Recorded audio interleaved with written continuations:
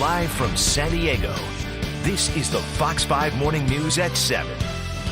Meantime, Kanye says he'll add more security to his wife's team. On Sunday, masked gunmen took more than $10 million in jewelry from Kardashian's hotel room. And everybody's been talking about this all week long. Did social media help thieves steal from Kim Kardashian? Social media expert Melodie joins us with more on keeping safe while posting. Good morning to you, Melodie. Good morning. Thank you so much for having me.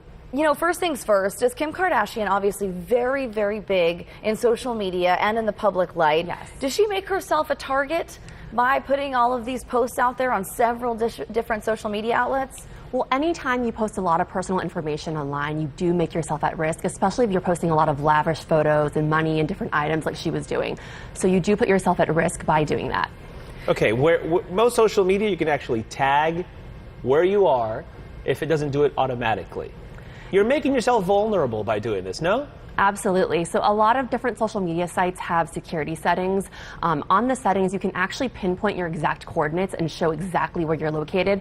And if you don't turn those off, wherever you check in, it'll show you the exact place you're checked into, even if it's a private location and even if it's at your very own home. So I highly recommend on every site that you use, you check the location settings. Yeah. What about checking in? You know, you just mentioned that. So should we check into places? And obviously when you take pictures and, you know, she was on Snapchat a lot.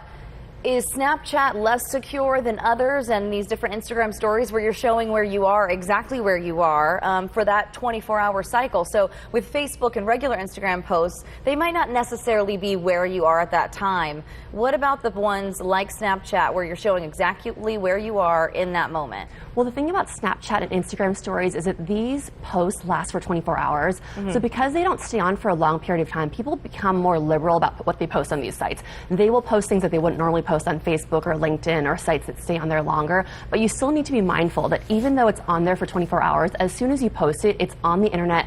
And I always say that what you post online is in ink. So people can take screenshots of it, as we've seen of articles that came out with Kim Kardashian, and people can take photos of it. So even though it only lasts for 24 hours, it really stays on there forever because it is online. So have the same security measures as what you would do on any other site, even if it's on Snapchat or Instagram stories. I like that. That's well put. It's like you're putting it in ink because everybody now has the power to publish, if you will.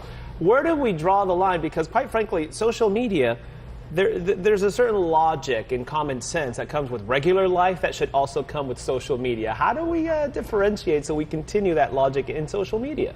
Well, just be mindful of what you're posting. Don't post exactly where you're going to be. Don't post a lot of personal information. And if you do want to post something about a cool item that you got or something lavish, don't post exactly where you are when you're posting it. Right. And just don't overshare. So use common sense on doing it. And when Kim Kardashian was posting, it wasn't like she was purposely trying to get robbers to come into her house, but she did make herself a target. And these robbers weren't randomly just going to her house. They had a very thought out plan based on knowing exactly what she was going to be doing and exactly where she was going to be based on her post.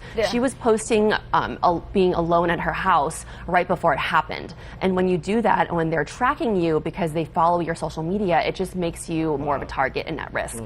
Yeah, I mean, you could argue that these people were actually pretty smart in what they did to find her. And look for this, she was posting pictures with expensive jewelry, posting that she's alone. When we talk about the best practices for ourselves in our lives so people can take something away from all of this, what should we do when we're going out, we're going somewhere, say you're with your family and maybe you're leaving for a week or a long weekend? Is there something you should do with social media? Because people obviously post where they are. If they're in Hawaii or they're on some vacation, you want to post the photo and how beautiful it is and where you are, but then it shows, wait, they're not at home. Yeah. So I recommend against sharing your exact itinerary. So that kind of can prevent people from tracking when it is you're leaving and when it is you're going. And if you are going to a cool event or going somewhere, make sure that you're not checking in exactly when you get there and exactly when you're going to be home. So be a little bit unpredictable with your posting. If people start following you and they notice a routine and a pattern of when you're not going to be home, that also makes it easier for them to track when you're going to be there and when you're not going to be there. Common sense, Melodie. Common sense, people. Come on, people. Melodie, we thank you for your insight as always. Thank you so much for having me. Okay, here's the deal. Sometimes I may want to post something. Hey, we're having tacos on National Taco Day. Yeah. I won't post where I am until I get home. But everyone knows where you are right now. unfortunately. And we all know where Christy So there's Russo that. is right now, taking care of the weather for us.